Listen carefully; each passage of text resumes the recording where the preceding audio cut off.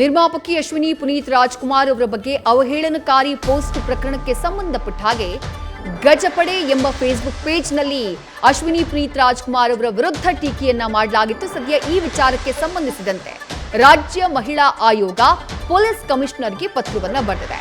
ಕೃತ್ಯ ಎಸಗಿದವರನ್ನ ಪತ್ತೆ ಮಾಡಿ ಕ್ರಮ ತೆಗೆದುಕೊಳ್ಳಬೇಕು ಅನ್ನುವಂತಹ ಆಗ್ರಹವನ್ನ ಮಾಡಿದೆ. ಮಹಿಳಾ ಆಯೋಗದ ಅಧ್ಯಕ್ಷೆಯಾಗಿರುವಂತಹ ನಾಗಲಕ್ಷ್ಮಿ ಚೌಧರಿ ಅವರು ಪತ್ರವನ್ನ ಬರೆದಿದ್ದಾರೆ. ಈಗಾಗಲೇ ಈ ಪ್ರಕರಣಕ್ಕೆ ಸಂಬಂಧಪಟ್ಟ ಹಾಗೆ ಪೊಲೀಸರು ಎಫ್ಐಆರ್ನ ಕೂಡ ದಾಖಲು ಮಾಡಿದ್ದಾರೆ. ಜೊತೆಗೆ ಸೂಕ್ತ ವರದಿಯನ್ನ ನೀಡುವಂತೆ ಮಹಿಳಾ ಆಯೋಗ ಸೂಚನೆಯನ್ನ ಕೊಟ್ಟಿದೆ. ನಿರ್ಮಾಪಕಿ ಅಶ್ವಿನಿ ಪುನೀತ್ ರಾಜ್ಕುಮಾರ್ ಅವರ ವಿಚಾರಕ್ಕೆ ಸಂಬಂಧಪಟ್ಟ ಹಾಗೆ ಬಹಳ ಕೀಳು ಮಟ್ಟದ ಒಂದು ಪೋಸ್ಟ್ ಅನ್ನ ಹಾಕಲಾಗಿತ್ತು. ಆರ್ಸಿಬಿ ಅನ್ಬಾಕ್ಸಿಂಗ್ ಇವೆಂಟ್ ನಲ್ಲಿ ಅಶ್ವಿನಿ ಪುನೀತ್ ರಾಜ್ಕುಮಾರ್ ಅವರು ಭಾಗಿಯಾಗಿದ್ರು. ಈ ಬಾರಿ ಆರ್ಸಿಬಿ ಅಭಿಮಾನಿಗಳಿಗೆ ಟೀಮ್ ನಿರಾಸೆ ಮಾಡ್ತಾ ಇದೆ. ಐಪಿಎಲ್ ಆರಂಭ ಆದಾಗಿನಿಂದಲೂ ಸೋಲಿನ ಮೇಲೆ ಸೋಲು ಎದುರಾಗ್ತಾ ಇದೆ.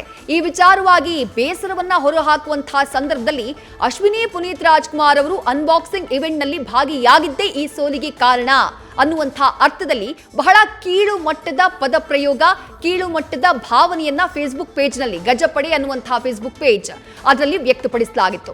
ಈ ವಿಚಾರವಾಗಿ ಸೋಷಿಯಲ್ ಮೀಡಿಯಾದಲ್ಲಿ ತೀವ್ರ ಆಕ್ರೋಶ ಒಂದು ಕಡೆ ವ್ಯಕ್ತವಾಗ್ತಾ ಇದೆ. ಅಶ್ವಿನಿ ಪುನೀತ್ ರಾಜ್ಕುಮಾರ್ ಅವರಿಗೆ ಸಪೋರ್ಟ್ ಬಹಳ ದೊಡ್ಡ ಮಟ್ಟದಲ್ಲಿ ಸಿಗ್ತಾ ಇದೆ. ಇದೆಲ್ಲದರ ಮಧ್ಯೆ ಪ್ರಕರಣ ಕೂಡ ದಾಖಲಾಗಿದೆ, ಎಫ್ಐಆರ್ ಕೂಡ ಆಗಿದೆ. ಇದೇ ವಿಚಾರವಾಗಿ ಸದ್ಯ ರಾಜ್ಯ ಮಹಿಳಾ ಆಯೋಗ ಮಧ್ಯಪ್ರವೇಶ ಮಾಡಿ ಕಮಿಷನರ್ಗೆ ಈ ಸಂಬಂಧ ಪತ್ರವನ್ನ ಬರೆದಿದೆ.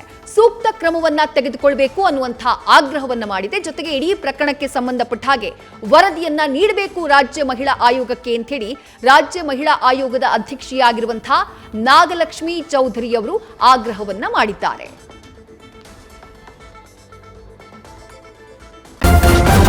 ನ್ಯೂಸ್ ಫಸ್ಟ್ ನಿರ್ಭೀತಿಯಿಂದ ನಿಮ್ಮ ಪರವಾಗಿ.